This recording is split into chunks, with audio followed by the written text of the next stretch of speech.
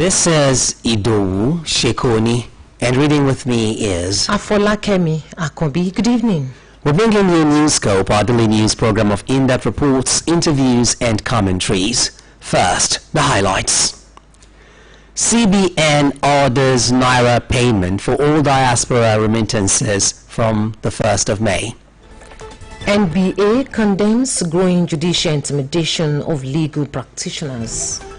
Your local government staff pension board begins payrolling exercise for pensioners across 33 local government areas. Iranian naval commander Taksiri killed in Israeli attack. Now the news in full. The Central Bank of Nigeria has directed that from the 1st of May 2026, all diaspora remittances must be paid in Naira, banning foreign currency payouts and mandating international money transfer operators to route transactions through designated Naira settlement accounts in authorized dealer banks. The Apex Bank said the directive, contained in a circular signed by the Director of Trade and Exchange, Dr. Musa Nakoji, is aimed at improving transparency, traceability, and regulatory oversight of remittance inflows into the country. Under the new policy, recipients will receive funds only in Naira at official rates, a move analysts say could expose beneficiaries to exchange rate volatility and possible value loss if the currency weakens.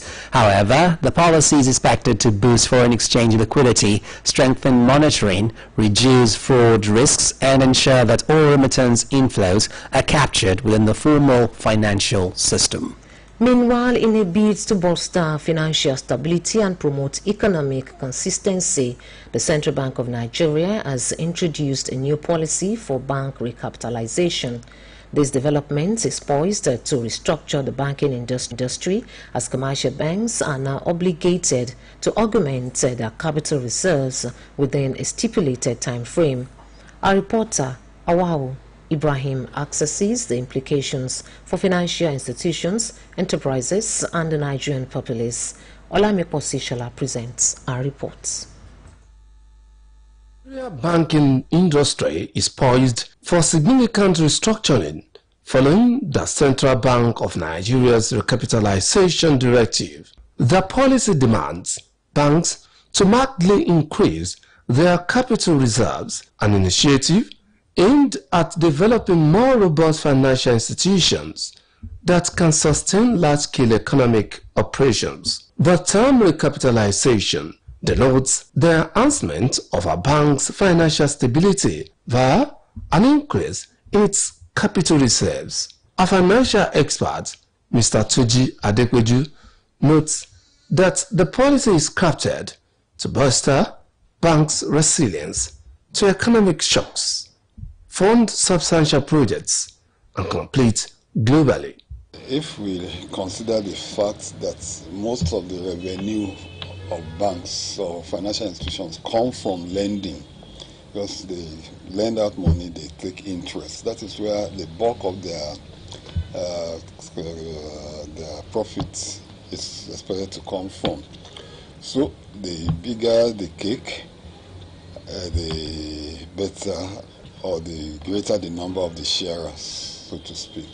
While the policy is broadly perceived as a positive step for long economic growth, it may lead to merger and acquisition, particularly among smaller banks that may encounter difficulties in meeting the new capital standards. Mr. Adekweju noted that due to the evaluation of the Naira, 50 billion Naira is no longer a substantial amount for banks, especially when it comes to financing development and commercial activities. I said earlier on, it's making more funds available for the banks or financial institutions to give out to investors, to manufacturers, to even agripreneurs. So when there's more money to give out, it will boost trade and business. And at the end of the day, I think the economy will be better off. According to experts, the policy's success will hinge on effective implementation. Banks adaptability to the new financial requirements.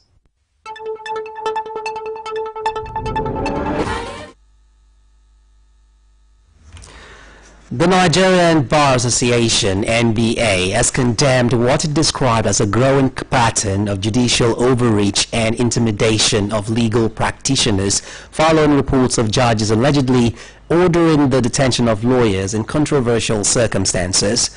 In a statement issued by its president, Mazi Afamosigwe, the NBA expressed utmost shock over incidents in Rivers State and Abuja, where judges reportedly sanctioned lawyers using contempt powers in ways the association considers unlawful and excessive. The NBA described both actions as high-handed and warns that such conduct undermines the dignity of the legal profession and erodes the essential balance between the bench and the bar. Osigwe stated that the courtroom must remain a forum of law, not intimidation, adding that the authority of the court is best preserved through fairness, restraint, and fidelity to the rule of law. The association noted with concern additional reports of lawyers being subjected to degrading treatment in courtrooms, including being ordered to kneel or stand facing walls under threat of contempt sanctions. The NBA argued that where misconduct is alleged, the proper procedure is to refer the matter to the Legal Practitioners Disciplinary Committee, LPDC, rather than resorting to summary detention.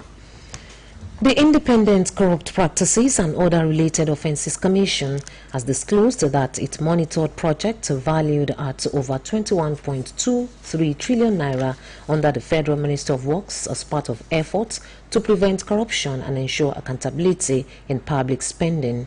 Chairman of the Commission, Dr. Musa Aliyu, SAN, made this known today in Abuja at an ICPC and Nigerian Union of Journalists workshop themed Reinvigorating the National Anti-Corruption Strategy 2022-2026, a post-assessment roadmap for the Fourth Estate.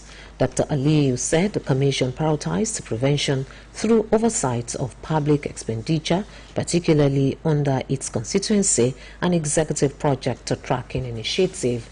The ICPC chairman explained that the tracking exercise led to the exposure of abandoned and underperforming projects, compelled contractors to return to sites, and strengthened accountability in public service delivery. He added that project tracking serves as a preventive tool to ensure value for money and deter corrupt practices before they occur.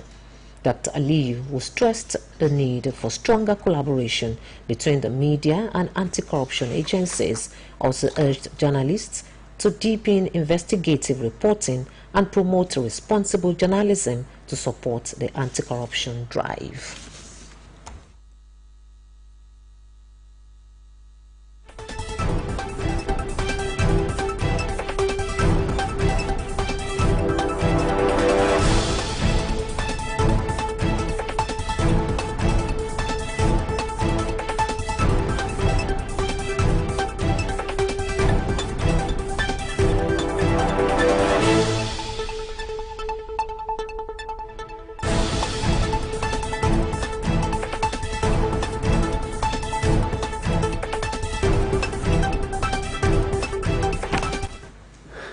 The Minister of Education, Tunji Alausa, has said Nigeria is facing a widening gap in the training of critical healthcare professionals, warning that the shortage could affect service delivery, inclusion, and national productivity if not urgently addressed. Alausa made this known during the inauguration of the National Committee for the Advancement of Occupational Therapy, Audiology, and Speech Therapy Education in Abuja today.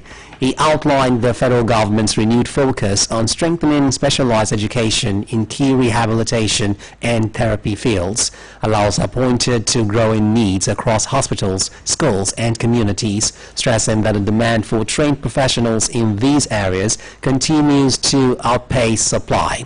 He warned that the shortfall has far-reaching implications for workforce development and the country's ability to meet international standards. The minister said the federal government is working through relevant institutions, including the National Universities Commission, to improve quality assurance and expand academic programs, while also collaborating with funding and regulatory bodies to ensure sustainability. The Oluyole local government chairman, Engineer Hakeem Olatunji, has launched a health center at Abiola Ajimobi Technical University, Ibadan, in continuation of efforts to drive development within the Oluyole constituency. Our reporter, Olamide Wolabi, who was at the event held at the university's premises along the Lagos-Ibadan Expressway, reports. Founders of efforts to enhance democratic benefits and reinforce support for education and healthcare in the state, the Oluyole local government chairman, Engineer Hakeem Olatunji, successfully facilitated the construction of the healthcare center at Abiola Ajimobi Technical University, Ibadan, enhancing access to quality healthcare services for student staff and surrounding communities. The Health Center project was formally introduced to the public with notable accolades from stakeholders and beneficiaries. I hereby commission this Abiola Ajimobi Technical University Health Center on behalf of Governor, His Excellency, the Executive Governor of the State, Engineer FLS.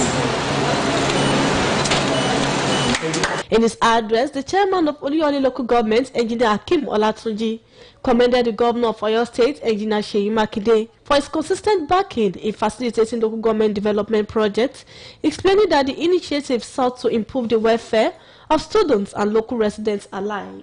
He also pointed out that the new health center is strategically located to bridge the gap in healthcare services in a rapidly growing and central area. According to the dictates of the governor, is that health center has to be closer to the people, and that is why we in Oyo State we are maintaining nothing less than 2, 5, or 6 health center per ward.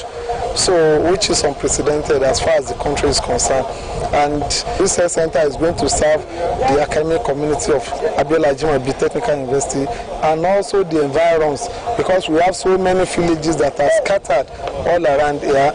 The State Commissioner for Local Governments and Chieftaincy Matters, Mr. Ademola Ojo, who was represented by the Permanent Secretary, Mr. Waheed Ajuwon, commended the Oluyole local government for the project and advised university management to manage the facility wisely for sustained benefits.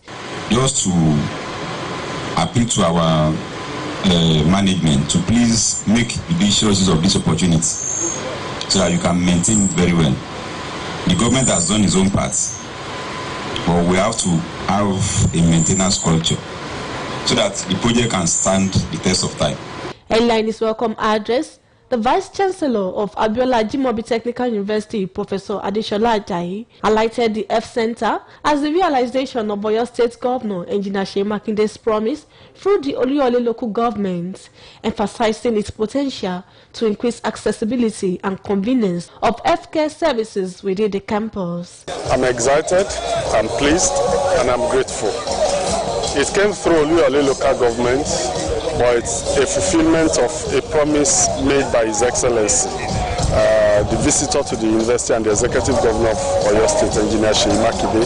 We are grateful because it has made health services available and easier. Acknowledging the local government's gesture, a student representative conveyed appreciation for the initiative and its anticipated benefits to students' welfare. We are deeply grateful. I would like to appreciate the chairman, Oluyole government, for his support. The event drew attendance from the members of the university management, the Oluyole local government PDP chairman, Mr. Nasiru Amzat, and other party executives. Olamide Wolabi, BCOS News. This broadcast of Newscope comes to you from the Broadcasting Corporation of Oyo State, Ibadan. The Oyo State Local Government Staff Pension Board has conducted a payrolling exercise for newly retired local government workers and primary school teachers across the 33 local government areas of the state. The exercise, held at the Local Government Staff Training School, is aimed at integrating retirees into the pension system for seamless payment of their benefits.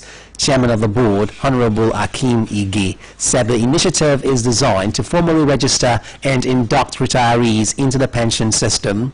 He explained that beneficiaries would be issued computation sheets and pension certificates, also advised retirees to prioritize their health and manage their resources prudently after years of service. In his remarks, the permanent secretary of the board, Mr. Olufemi Akinwale, described retirement as the beginning of a new phase that requires careful planning and a positive mindset. Delivering a lecture titled Post-Service Life, retired head of local government administration, Dr. Ayodele Busari, encouraged retirees to remain active and to continue contributing meaningfully to society.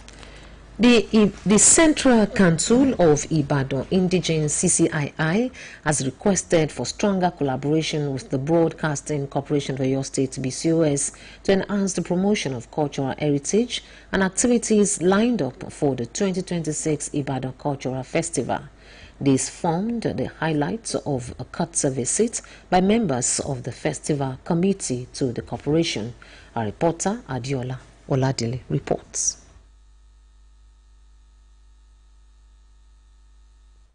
Of the 2026 Ibadan Cultural Festival Committee, led by its chairman, Mogaji Moshood Akere, paid the visit as part of effort to boost awareness and encourage wider participation in the annual cultural celebration. Speaking during the visit, Mogaji Akere explained that the visit is designed to promote the rich cultural heritage of Ibadan and foster unity among its indigene.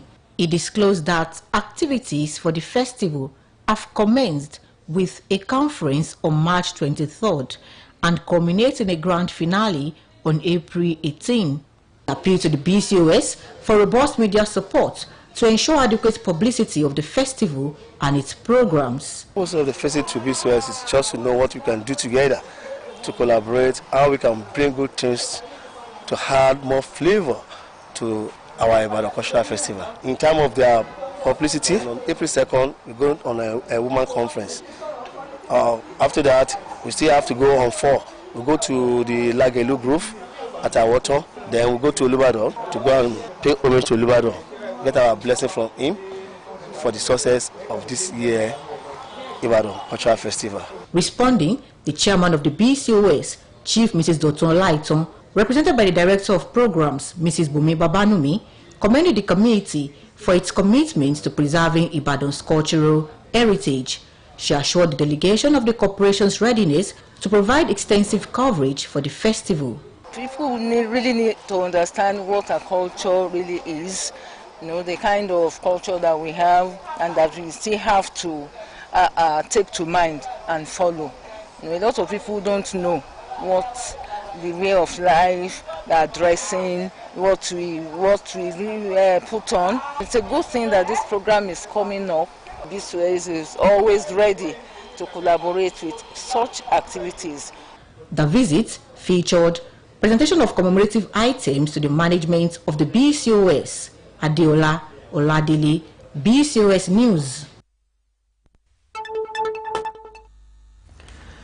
A retired colonel and special advisor on security matters to the governor of Sokoto State, Ahmed Usman, has called for an urgent overhaul of Nigeria's counter-terrorism strategy in response to repeated ambushes on security personnel across the country. In a statement, Usman expressed concern over the rise in attacks, stressing that they reflect the limitations of conventional military tactics against highly unconventional adversaries. Retired Colonel Usman said the recurrent ambushes should not be seen as a lack of courage by the armed forces, noting that terrorist and criminal groups now rely on guerrilla tactics, speed, terrain familiarity, and local intelligence to exploit weaknesses in traditional operations. He warned that continued dependence on conventional combat methods leaves troops vulnerable, resulting in avoidable casualties, urging the federal government to establish specialized intelligence-driven units trained in unconventional warfare. The retired officer also highlighted the need for a unified operational doctrine integrating the military, police, intelligence agencies and other security institutions to improve coordination, joint planning and intelligence sharing. He stressed the importance of community involvement in providing critical local intelligence and called for significant investment in modern surveillance technologies, including drones and real-time communication systems. Troops of Operation Wild Stroke, OPWS, have rescued a 28-year-old woman identified as Mrs. Memba Yavab at Ubena village in Yoyo, Council Ward of Katsina Allah, local government area of Benue State. This was contained in a statement issued today by the acting media information officer of OPWS, Lieutenant Ahmad Subairu, and made available to journalists. According to Lieutenant Subairu, the rescue operation was carried out in collaboration with the state security outfit known as the Benue Civil Protection Guard. The OPWS spokesperson added that 2 suspected armed herders were also arrested at Mbapa and Umbabuade in Gwe West local government area of the state. The Force Commander, Joint Task Force Operation Wild Stroke, Major General Moses Gara, who commended the troops for their prompt response and professionalism, reaffirmed the commitment of the Joint Task Force to ensuring a secure environment, particularly as communities prepare for the farming season. On the foreign scene, an Israeli airstrike has killed the commander of Iran's Islamic Revolutionary Guard Corps, Reza Sagiri, according to the Israeli Defense Minister. Foreign News Editor Khadija Lawal, who compiled details of this and other stories, said Israel also announced the assassination of several top Iranian officials since the Israeli-US war on Iran began on the 28th of February. Here is a report. Was carried out on Wednesday night in a precise and lethal operation and targeted other senior officers of the Naval Command, Israel Katz said today in a video statement. The man who was directly responsible for the terrorist operation of mining and blocking the Strait of Hormuz to shipping was blown up and eliminated, he said. Since the start of the United States-Israeli war on Iran on February 28, Israel has announced the assassination of several top Iranian officials, including Supreme Leader Ali Khamenei and Security Chief Ali Larijani. The head of the Basij paramilitary forces, Brigadier General Gholam Reza Soleimani, and Intelligence Minister Ismail Katib were also assassinated in Israeli attacks. Meanwhile, the U.S. President Donald Trump says he will meet Chinese President Xi Jinping on 14th to 15th May after delaying the landmark trip amid the U.S.-Israel war with Iran. This would be the first visit to China by a U.S. president in nearly 10 years. Trump is also set to host Xi in Washington, D.C. later this year, and officials are finalizing preparations for this historic visit, he wrote on Truth Social on Wednesday. White House Press Secretary Caroline Leavitt confirmed these dates of Trump's visit, telling reporters that President Xi had understood and accepted the request to postpone the trip. President Xi understood that it's very important for the president to be here throughout these combat operations right now, Leavitt said at a press briefing on Wednesday. Beijing has not confirmed the date listed by Trump, though it does not typically reveal Xi's schedule so far in advance. And lastly, at least 24 people have died in central Bangladesh after a bus plunged into the Padma River. The bus, which was carrying 40 passengers, lost control on Wednesday as it approached a ferry at Daulat Dia in Rajbari district, about 100 kilometers from Dhaka, officials said today. Rescuers recovered 22 bodies from inside the submerged bus, including 5 children, 11 women and 6 men. Fire service official Talha bin Qasim said 2 more women died later after being rescued, he said. The overturned bus sank nearly 9 meters into the river, according to emergency workers. Footage shared online and verified by the press shows the bus toppling over an edge and plunging into the river. 4 fire service units and 10 divers led search and rescue efforts, supported by the Army, Police, Coast Guard and local authorities. Officials fear more passengers may still be missing. Khadija Lawal, BCS News. To end this edition of Newscope, here again are the main points. The Central Bank of Nigeria has directed that from May 1st, 2026, all diaspora remittances must be paid in Naira, banning foreign currency payouts and mandating international money transfer operators to route transactions through designated Naira settlement accounts in authorized dealer banks. The Nigerian Bar Association, NVA, has condemned what it described as a growing pattern of judicial overreach and intimidation of legal practitioners following reports of judges allegedly ordering the detention of lawyers in controversial circumstances. The Oyo State Local Government Staff Pension Board has conducted a payrolling exercise for newly retired local government workers and primary school teachers across the 33 local government areas of the state. And on the foreign scene, Israeli Defense Minister said an Israeli airstrike has killed the commander of Iran's Islamic Revolutionary Guard Corps, Alireza Sanziri. That's all from Newscope Desk. For now, it was packaged by Oluyole and delivered by Idowu Shekoni. Afolakemi Akombi. Thank you for listening and don't forget to tune in for the Yoruba edition at 8 o'clock tonight.